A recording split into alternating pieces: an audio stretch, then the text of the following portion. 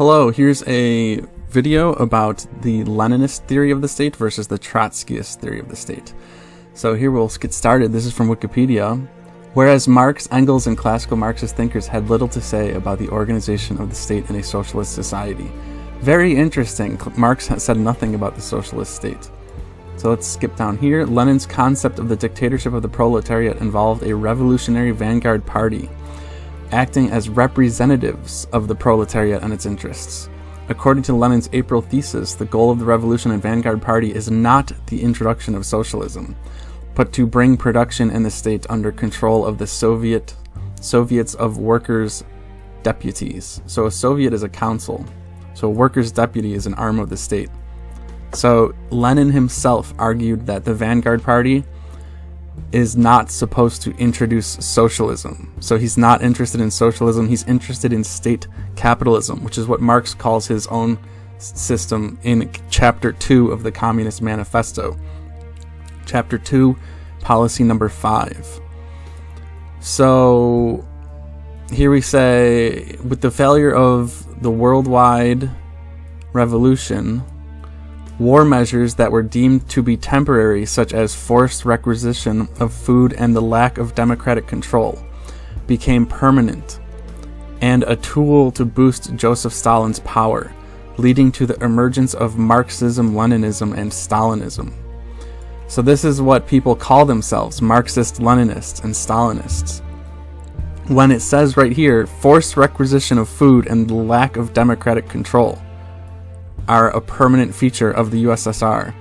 And the Vanguard Party, Lenin says, their goal is not the introduction of socialism.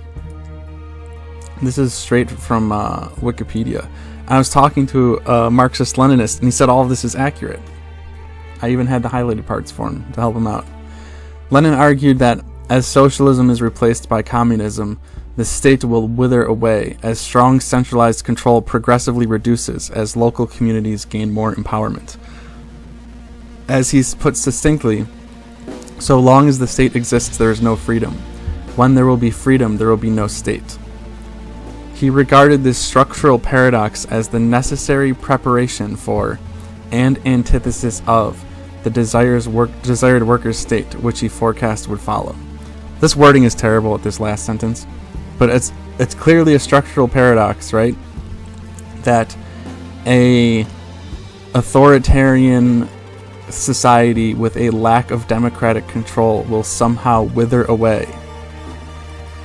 And he even says that so long as the state exists, there's no freedom. But the state never withered away. It actually became more and more brutal as Joseph Stalin boosted his power and control. So the structural paradox is necessary for, and meanwhile is the antithesis of the desired workers' state, which Lenin forecast would somehow follow this paradox.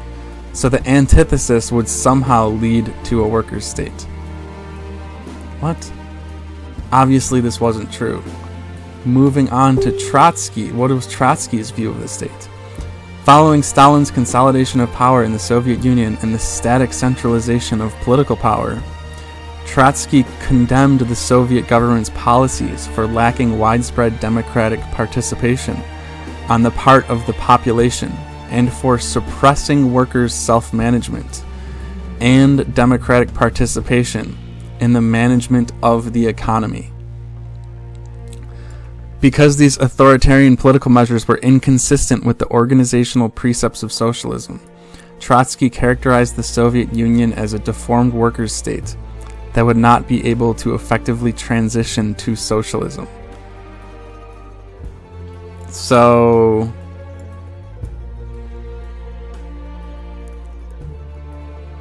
yes, Trotsky, as we all know, was hunted down and killed, assassinated, for having this view by Stalin. And Marxist-Leninists hate Trotsky. They have a seething hatred for Trotsky, and they hold Lenin and Stalin in such high regard when there is clearly a lack of democratic control in Marxist-Leninism and in Stalinism, and the goals of the Vanguard Party are not the introduction of socialism, according to Lenin's writings himself, the April Theses. You can read them yourself. So, the means of production are under the state control. See? But to bring production and the state under the control of the Soviets of Workers' Deputies. So, the USSR was a state capitalist enterprise. Stalinism, Marxist-Leninism, and Stalinism is a state capitalist ideology. And I say that because they need all of these words, they need all of these facts, they need all of these historical facts and all these figures. People need all of that boiled down into one ism, into one word. Capitalism or socialism. That's all people can understand. My team versus your team.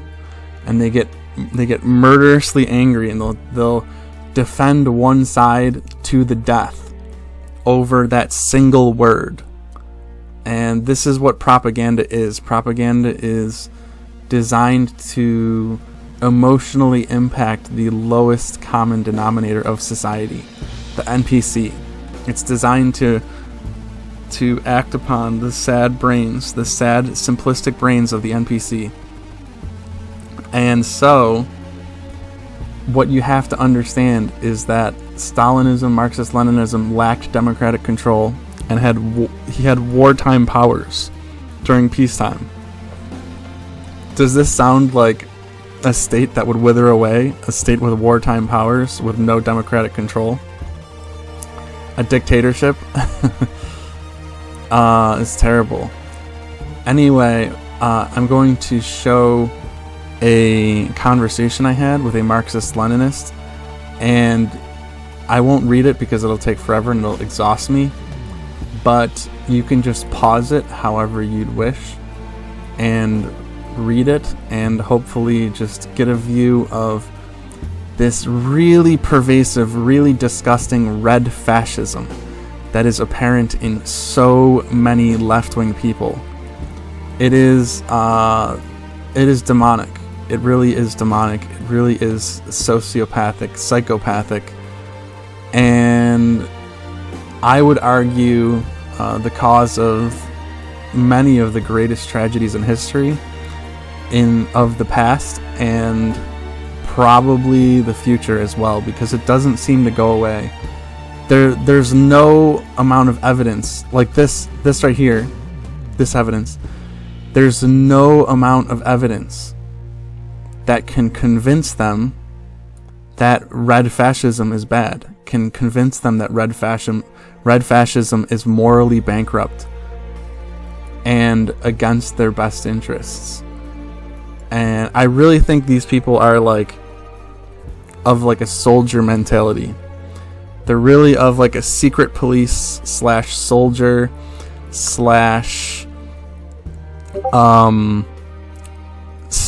state security type of mentality. What am I thinking of? National security type of mentality.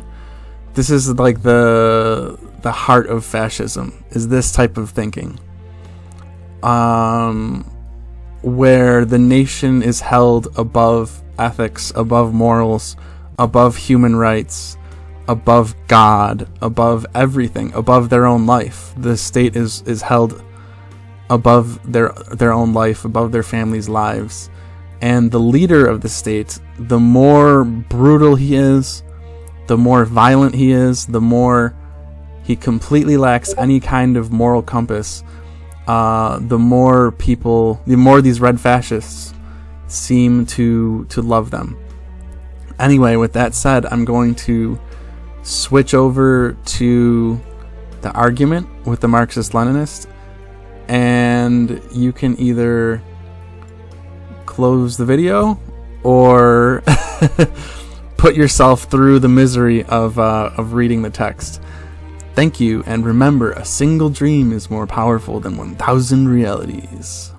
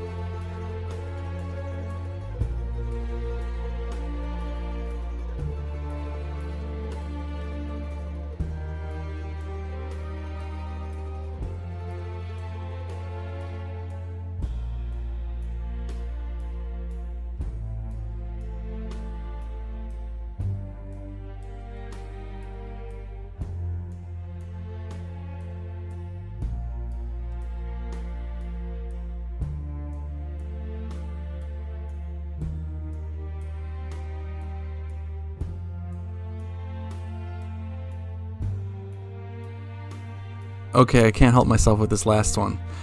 And once and for all, my political standpoint is not based on my moral beliefs. Marxism is not moralistic. Yes, it is. Precisely because your supposed elevated moral... Supposedly... do not kill, right? Supposedly elevated moral framework leads you to excuse class terror. What, Trotsky being alive? Is that class terror? By capital, while denouncing all attempts by labor to protect itself. So mass murder is labor protecting itself. As an unforgivable atrocity. This is the most disgusting, manipulative, twisted thought process I can possibly imagine. Murdering 680,000 Bolshevik party members is not labor protecting itself. How are you this fucking brainwashed? Is the secret police labor? Are Stalin's psychopathic thugs and assassins considered labor? Like I said before, your entire moral framework is so shockingly captured by the tiniest amount of class warfare propaganda. It is alarming.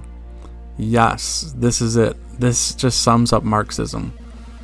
They will be in support of nuclear war, thermonuclear war, on the mere hint that some capitalist ideas may be spoken somewhere on Earth. If some capitalist might, some capitalist might be alive in some cave somewhere, then we're gonna nuke that entire part of the globe to try and kill that capitalist. And any collateral damage is perfectly fine. Like this is how they'll justify any atrocity, right here. They'll justify any unforgivable atrocity to prevent class terror by capital, which is what? Trotsky being alive, Stalin's enemies being alive, Stalin's threats to Stalin's power being alive. This is so unbelievably disgusting. And this is why these people are so dangerous. These red fascists are so dangerous. And they should be resisted and shouted down at all costs.